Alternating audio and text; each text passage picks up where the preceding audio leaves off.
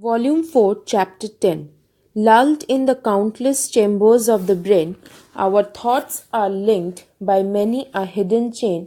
Awake but one, and lo, what myriads rise! Each stamps its image as the other flies.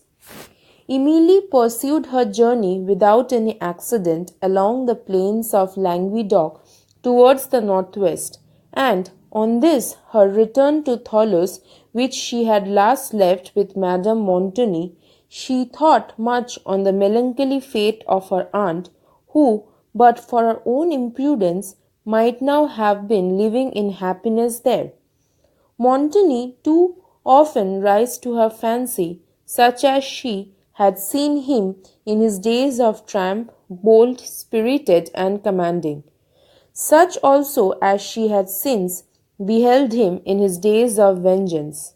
And now only a few short months had passed, and he had no longer the power or the will to afflict. He had become a clod of earth, and his life was vanished like a shadow. Emily could have wept at his fate had she not remembered his crimes. For that of her unfortunate aunt she did weep, and all sense of her errors was overcome by the recollection of her misfortunes. Other thoughts and other emotions succeeded as Emily drew near the well-known scenes of her early love, and considered that Valancourt was lost to her and to himself forever. At length she came to the brow of the hill, whence, on her departure for Italy, she had given a farewell look to this beloved landscape, amongst whose woods and fields she had so often walked with Valancourt, and where he was then to inhabit when she would be far, far away. She saw once more that chain of the Pyrenees which overlooked La Vallée, rising like faint clouds on the horizon. There too is Gascony extended at their feet, said she. Oh, my father, my mother! And there too is the granny, she added, drying the tears that obscured her sight, and Thoulouse, and my aunt's mansion, and the groves in her garden. Oh, my friends, are ye all lost to me? Must I never, never see ye more? Tears rushed again to her eyes, and she continued to weep, till an abrupt turn in the road had nearly occasioned the carriage to overset, when, looking up, she perceived another part of the well-known scene around Thoulouse, and all the reflections and anticipations which she had suffered at the moment when she bade it last adieu came with recollected force to her heart. She remembered how anxiously she had looked forward to the futurity, which was to decide her happiness concerning Valancourt, and what depressing fears had assailed her. The very words she had uttered, as she withdrew her last look from the prospect, came to her memory. Could I but be certain, had then said, that I should ever return, and that Valancourt would still live for me, I should go in peace. Now that futurity, so anxiously anticipated, was arrived, she was returned, but what a dreary blank appeared! Valancourt no longer lived for her.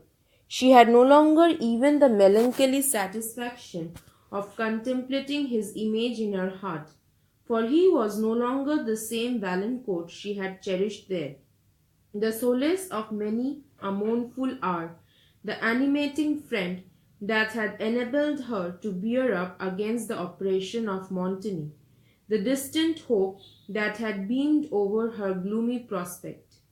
On perceiving this beloved idea to be an illusion of her own creation, Valancourt seemed to be annihilated, and her soul sickened at the blank that remained. His marriage with a rival, even his death, she thought she could have endured with more fortitude than this discovery.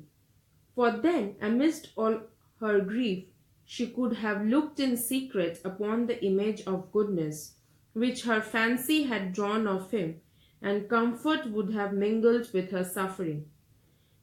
Drying her tears, she looked once more upon the landscape which had excited them, and perceived that she was passing the very bank where she had taken leave of Valancourt on the morning of her departure from Thoulouse, and she now saw him through her returning tears as he had appeared when she looked from the carriage to give him a last adieu, saw him leaning mournfully against the high trees, and remembered the fixed look of mingled tenderness and anguish with which he had then regarded her. This recollection was too much for her heart, and she sunk back in the carriage, nor once looked up, till it stopped at the gates of what was now her own mansion. This being opened, and by the servant to whose care the chateau had been entrusted, the carriage drove into the court, where, alighting, she hastily passed through the great hall, now silent and solitary, to a large oak parlour, the common sitting-room of the late Madame Montini, where, instead of being received by Monsieur Quesnel, she found a letter from him, informing her that business of consequence had obliged him to leave Thoulouse 2 days before. Emily was, upon the whole, not sorry to be spared his presence, since his abrupt departure appeared to indicate the same indifference with which he had formerly regarded her. This letter informed her also of the progress he had made in the settlement of her affairs, and concluded with directions concerning the forms of some business which remained for her to transact. But Monsieur Quesnel's unkindness did not long occupy her thought, which returned to the remembrance of the persons she had been accustomed to see in this mansion, and chiefly of the ill-guided and unfortunate Madame Montini.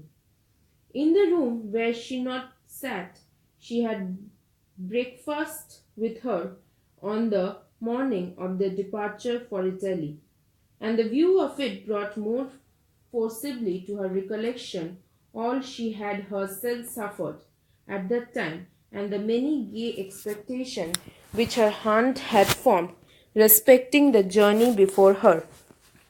While Emily's mind was thus engaged, her eyes wandered unconsciously to a large window that looked upon the garden, and here new memorials of the past spoke to her heart, for she saw extended before her the very avenue in which she had parted with Valancourt on the eve of her journey, and all the anxiety, the tender interest he had shewn concerning her future happiness, his earnest remonstrances against her committing herself to the power of Montini, and the truth of his affection came fresh to her memory. At this moment it appeared almost impossible that Valancourt could have become unworthy of her regard, and she doubted all that she had lately heard to his disadvantage, and even his own words, which had confirmed Count de Villefort's report of him. Overcome by the recollections which the view of this avenue occasioned, she turned abruptly from the window and sunk into a chair beside it, where she sat, given up to grief, till the entrance of Annette with coffee aroused her. "Dear madam, how melancholy this place looks now," said Annette, "to what it used to do. It's dismal coming home, when there is nobody to welcome one." This was not the moment in which Emily could bear the remark. Her tears fell again, and as soon as she had taken the coffee, she retired to her apartment, where she endeavoured to repose her fatigued spirits. But busy memory would still supply her with the visions of former times. She saw Valancourt interesting and benevolent, as he had been wont to appear in the days of their early love, and amidst the scenes where she had believed that they should sometimes pass their years together. But at length sleep closed these afflicting scenes from her view. On the following morning, serious occupation recovered her from such melancholy reflections. For, being desirous of quitting Thoulouse and of hastening on to La Vallée, she made some inquiries into the condition of the estate, and immediately dispatched a part of the necessary business concerning it, according to the directions of Monsieur Quesnel. It required a strong effort to abstract her thoughts from other interests sufficiently to attend to this, but she was rewarded for her exertions by again experiencing that employment is the surest antidote to sorrow. This day was devoted entirely to business, and among other concerns, she employed means to learn the situation of all her poor tenants, that she might relieve their wants or confirm their comforts. In the evening, her spirits were so much strengthened that she thought she could bear to visit the gardens where she had so often walked with Valancourt, and knowing that if she delayed to do so, their scenes would only affect her the more, whenever they should be viewed, she took advantage of the present state of her mind and entered them. Passing hastily the gate leading from the court into the gardens, she hurried up the great avenue, scarcely permitting her memory to dwell for a moment on the circumstance of her having here parted with Valancourt, and soon quitted this for other walks less interesting to her heart. This brought her at length to the flight of steps that led from the lower garden to the terrace, on seeing which she became agitated and hesitated whether to ascend, but her resolution returning, she proceeded. "Ah," said Emily as she ascended, "these are the same high trees that used to wave over the terrace, and these the same flowery thickets, the laburnum, the wild rose, and the serenade, which were wont to grow beneath them. Ah, and there too on that bank are the very plants which Valancourt so carefully reared. Oh, when I last I see them!" She checked the thought, but could not restrain her tears, and after walking slowly on for a few minutes, her agitation upon the view of this well-known scene increased so much that she was obliged to stop and lean upon the wall of the terrace. It was a mild and beautiful evening. The sun was setting over the extensive landscape, to which his beams, sloping from beneath a dark cloud that overhung the west, gave rich and partial colouring, and touched the tufted summits of the groves that rose from the garden below with a yellow gleam.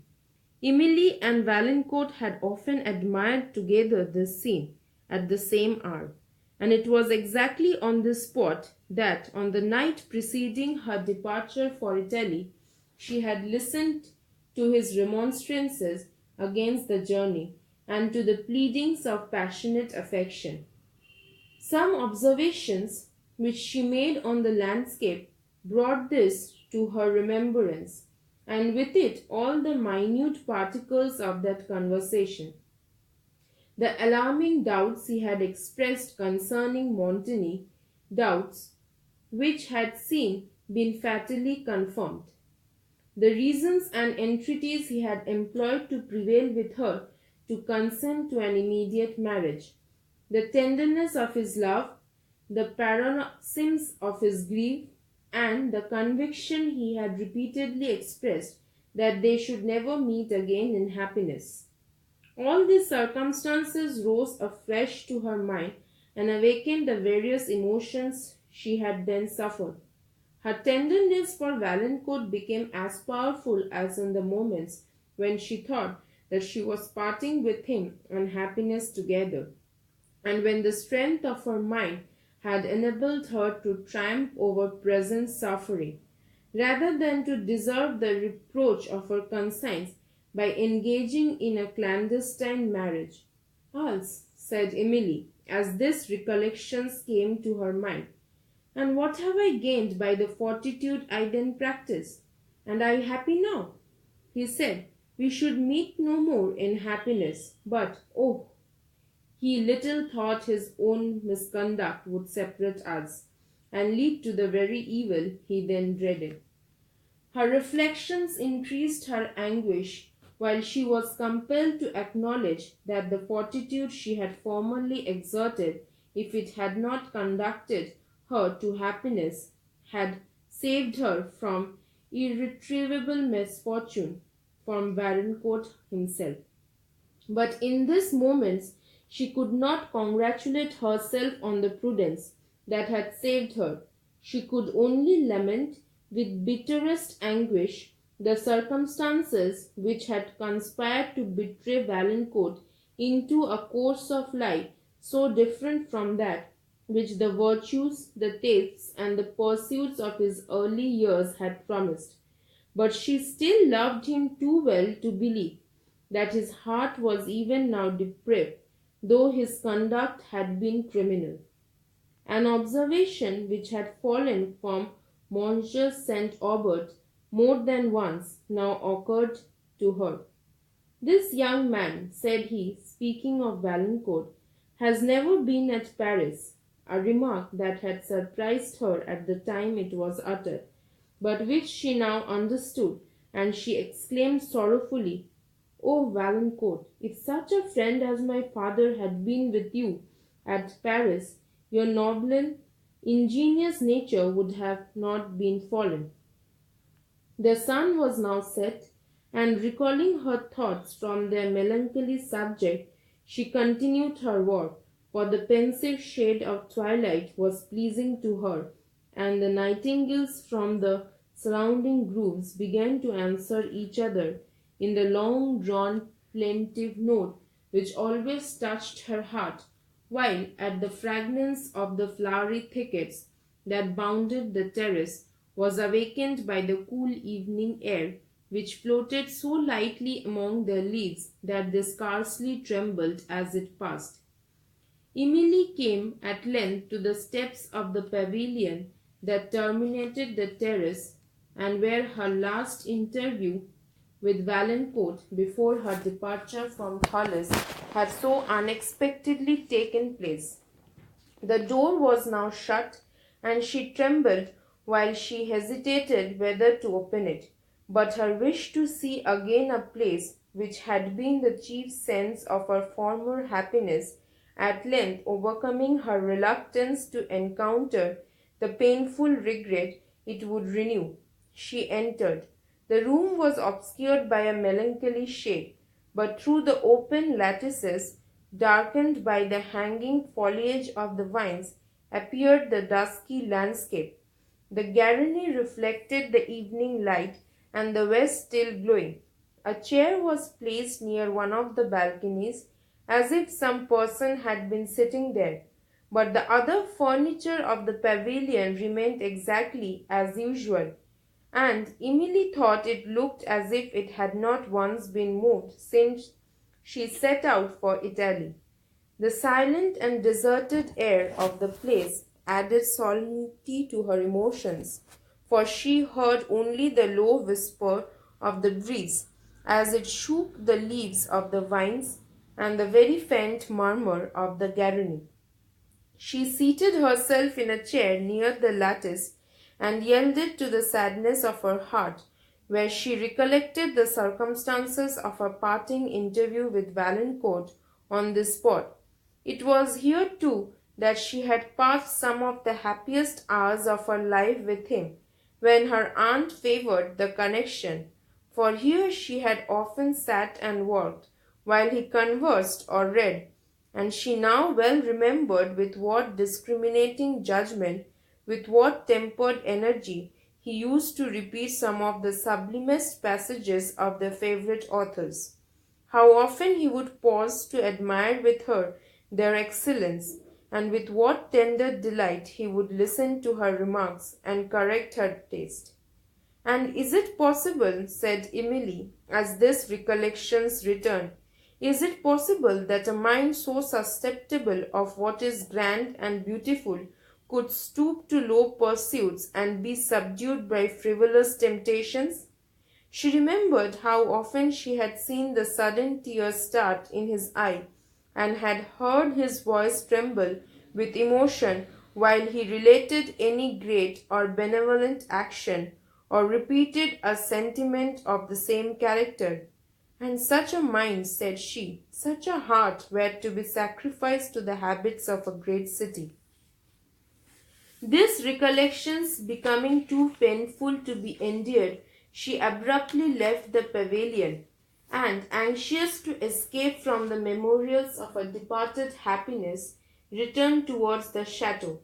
As she passed along the terrace, she perceived a person walking with a slow step and a dejected air under the trees at some distance.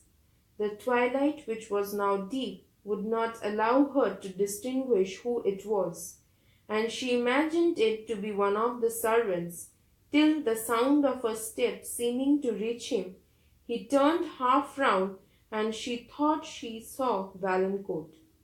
Whoever it was, he instantly struck among the thickets on the left, and disappeared, while Emily, her eyes fixed on the place whence he had vanished, and her frame trembling so excessively that she could scarcely support herself, remained for some moments unable to quit the spot, and scarcely conscious of existence. With her recollection, her strength returned, and she hurried towards the house, where she did not venture to inquire who had been in the gardens, lest she should betray her emotion, and she features of the person she had just seen. Her view of him, however, had been so transient, and the gloom had rendered it so imperfect that she could remember nothing with exactness. Yet the general appearance of his figure and his abrupt departure made her still believe that this person was Valancourt. Sometimes, indeed, she thought that her fancy, which had been occupied by the idea of him, had suggested his image to her uncertain sight.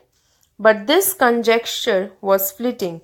If it was himself whom she had seen, she wondered much that he should be at Thoulouse, and more, how he had gained admittance into the garden.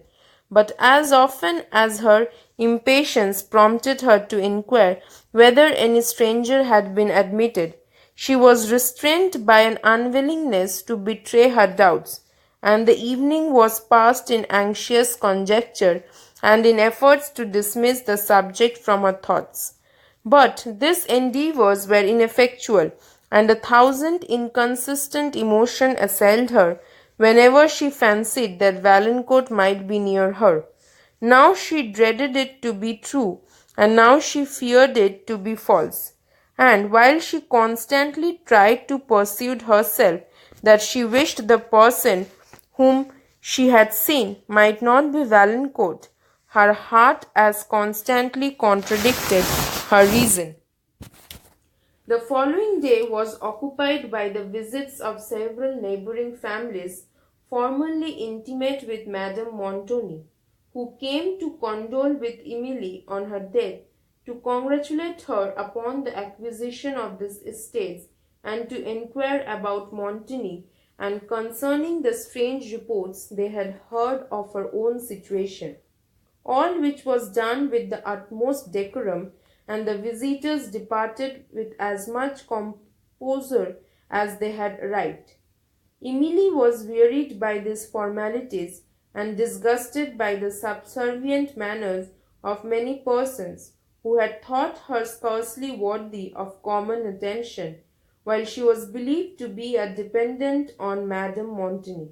Surely, said she, there is some magic in wealth which can thus make persons pay their court to it, when it does not even benefit themselves. How strange it is that a fool or a knave with riches should be treated with more respect by the world than a good man or a wise man in poverty. It was evening before she was left alone, and she then wished to have refreshed her spirits in the free air of a garden. But she feared to go thither, lest she should meet again the person whom she had seen on the preceding night, and he should prove to be Valancourt. The suspense and anxiety she suffered on this subject she found all her efforts unable to control, and a secret wish to see Valancourt once more, though unseen by him, powerfully prompted her to go, but prudence and a delicate pride restrained her, and she determined to avoid the possibility of throwing herself in his way by forbearing to visit the gardens for several days. When, after near a week, she again ventured thither, she met Annette, her companion, and confined her walk to the lower grounds, but often started as the leaves rustled in the breeze, imagining that some person was among the thickets, and at the turn of every alley she looked forward with apprehensive expectation. She pursued her walk thoughtfully and silently, for her agitation would not suffer her to converse with Annette, to whom, however, thought and silence were so intolerable that she did not scruple at length to talk to her mistress. "Dear madam," said she, "why do you start so? One would think you know what has happened." "What has happened?" said Emily, in a faltering voice, and trying to command her emotion. "The night before last, you know, madam." "I know nothing," replied her lady in a more hurried voice. "The night before last, madam, there was a robber in the garden." "A robber!" said Emily in an eager, yet doubting tone. "I suppose he was a robber, madam. What else could he be?" "Where did you see him, Annette?" rejoined Emily, looking round her and turning back towards the chateau. "It was not I that saw him, madam. It was Jean the gardener. It was 12 o'clock at night, and as he was coming across the court to go the back way into the house, what should he see but somebody walking in the avenue that fronts the garden gate. So with that Jean guessed how it was, and he went into the house for his gun." "His gun!" explained Emily. "Yes, madam, his gun, and then he came out into the court to watch him. Presently he sees him come slowly down the avenue and lean over the garden gate and look up at the house for a long time, and I warrant he examined it well and settled what window he should break in at." "But the gun?" said Emily. "The gun?" "Yes, madam, all in good time. Presently, Jean says, the robber opened the gate and was coming into the court, and then he thought proper to ask him his business. So he called out again and bade him say who he was and what he wanted. But the man would do neither, but turned upon his heel and passed into the garden again.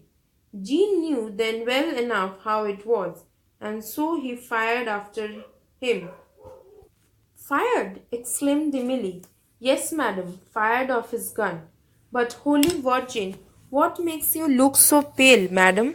The man was not killed, I dare say, but if he was, his comrades carried him off.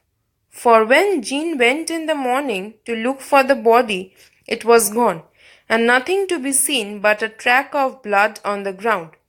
Jean followed it, that he might find out where the man got into the garden, but it was lost in the grass, and—" Annette was interrupted, for Emily's spirits died away, and she would have fallen to the ground if the girl had not caught her and supported her to a bench close to them.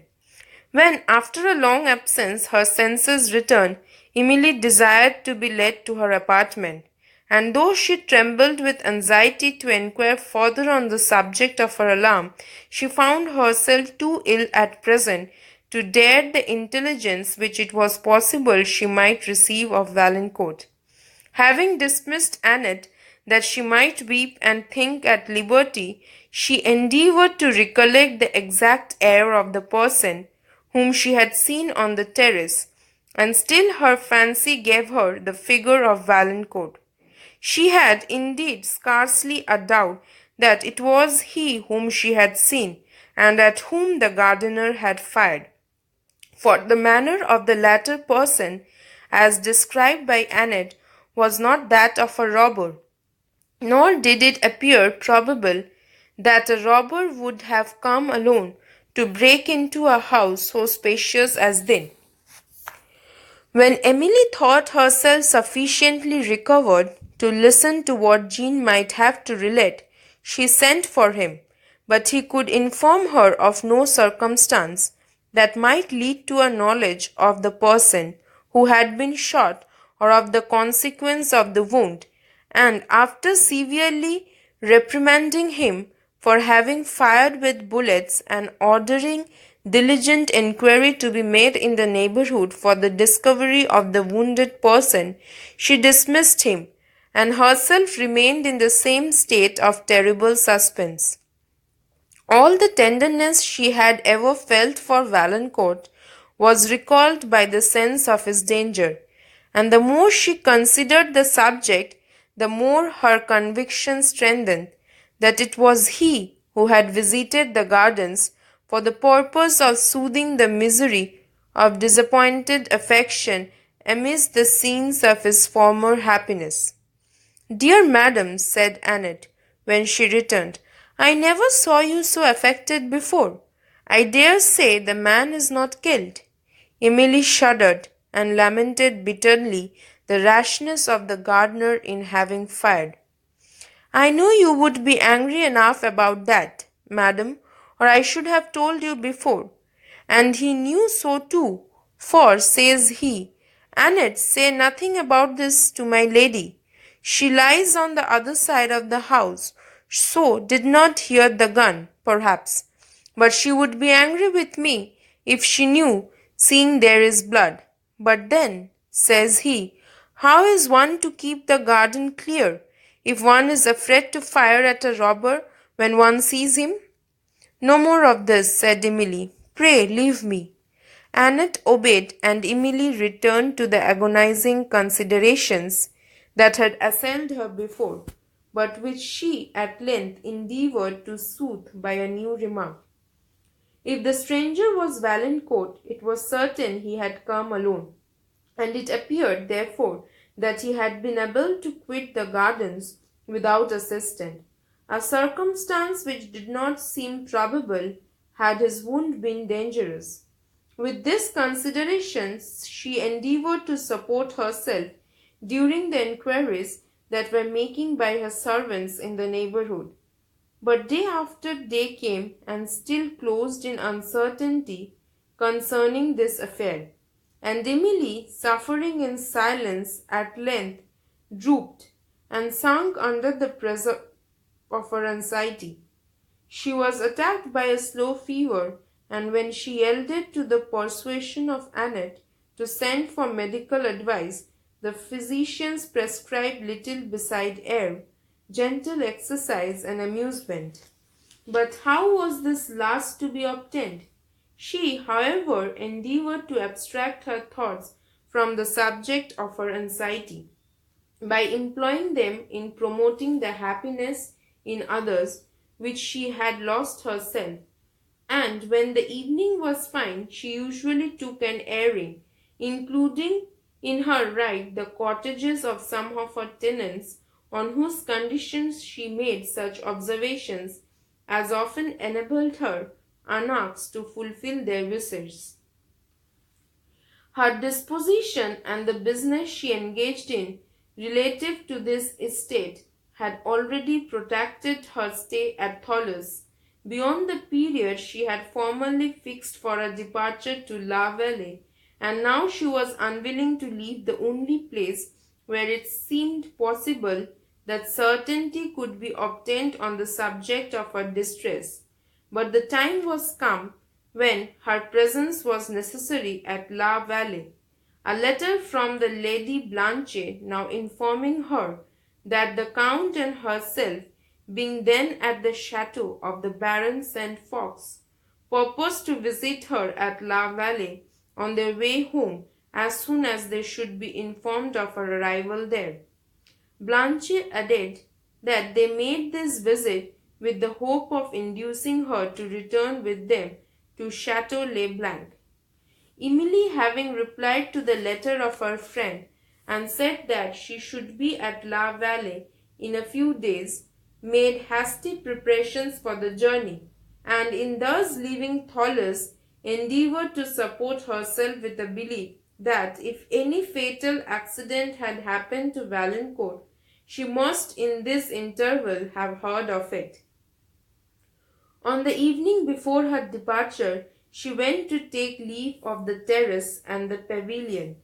The day had been sultry, but a light shower that fell just before sunset had cooled the air and given the soft verdure to the woods and pastures which is so refreshing to that eye, while the raindrops, still trembling on the shrubs, glittered in the last yellow gleam that lighted up the scene, and the air was filled with fragrance, exhaled by the late shower from herbs and flowers and from the earth itself.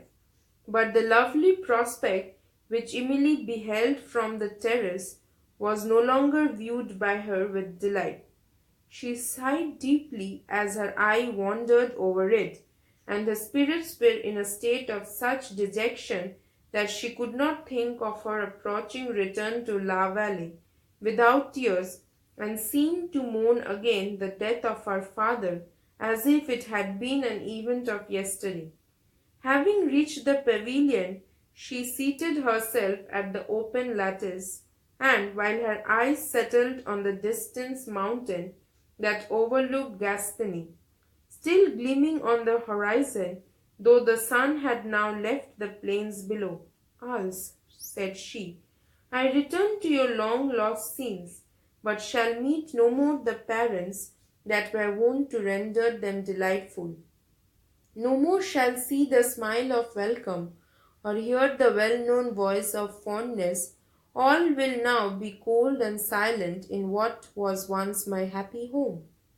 Tears stole down her cheek as the remembrance of what that home had been returned to her.